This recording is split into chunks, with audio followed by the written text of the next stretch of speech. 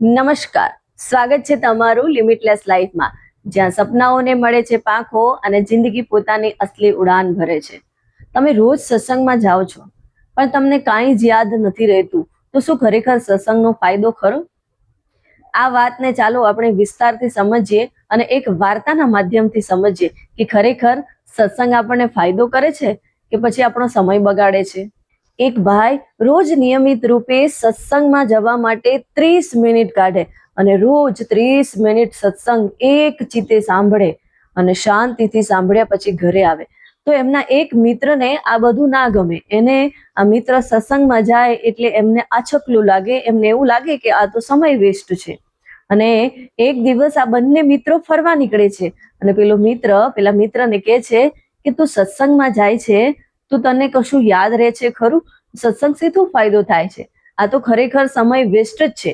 એક વાત મને કહે કે તું છેલ્લા 10 વર્ષથી રોજ સત્સંગમાં જાય છે અને મારા અંદાજ પ્રમાણે લગભગ તે 3000 સભાઓમાં જઈ અને સત્સંગ સાંભળ્યો હશે.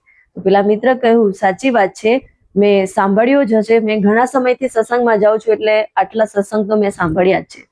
તો મને એક વાત કે, સત્સંગમાં તું જાય છે તો તને એ બધી વાતો યાદ રહે છે ખરી? તો પેલા મિત્રએ કહ્યું કે હું તારો આ જવાબ પછી આપીશ, પહેલા તું મારા પ્રશ્નનો જવાબ આપ કે તારા લગ્નને કેટલા વર્ષ થયા? તો એમ કે છે કે મારા લગ્નને 10 વર્ષ થયા.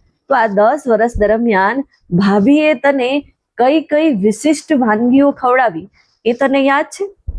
ત્યારે પેલો મિત્ર કહે છે, એ તો વળી કઈ રીતે યાદ રહેતું હોય? ખાવાની વસ્તુ છે, જે ખાવાનું હોય એ ખાઈ લેવાનું, અને ખાવાનું ખાઈએ છીએ તો આપણા શરીરને પોષણ મળે છે.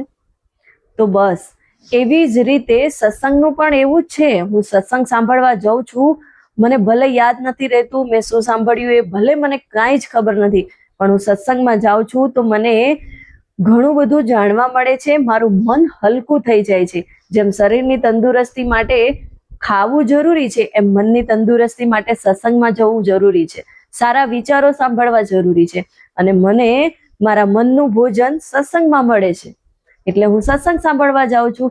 તો ખરેખર આપણા જીવનમાં પણ આવું જ થતું હોય છે. ઘણા બધા એવા નેગેટિવ વિચારો હોય છે, ઘણા બધા એવા નેગેટિવ લોકો છે કે જે આપણા મગજની અંદર ઘણો બધો કચરો ભરતા હોય છે અને આપણા મનને વેરવિખેર કરી નાખતા હોય છે. આપણું મન જે છે અસ્તવ્યસ્ત થઈ જતું હોય છે અને એના કારણે ઘણીવાર તો આપણે ડિપ્રેશન અને એન્ઝાયટીનો શિકાર બની જતા હોઈએ છીએ અને ડરીને એક જગ્યાએ બેસી જઈએ છીએ. આપણે આપણા કામમાં મન નથી લાગતું અને સતત ડિપ્રેશન અને સ્ટ્રેસ રહ્યા કરે છે.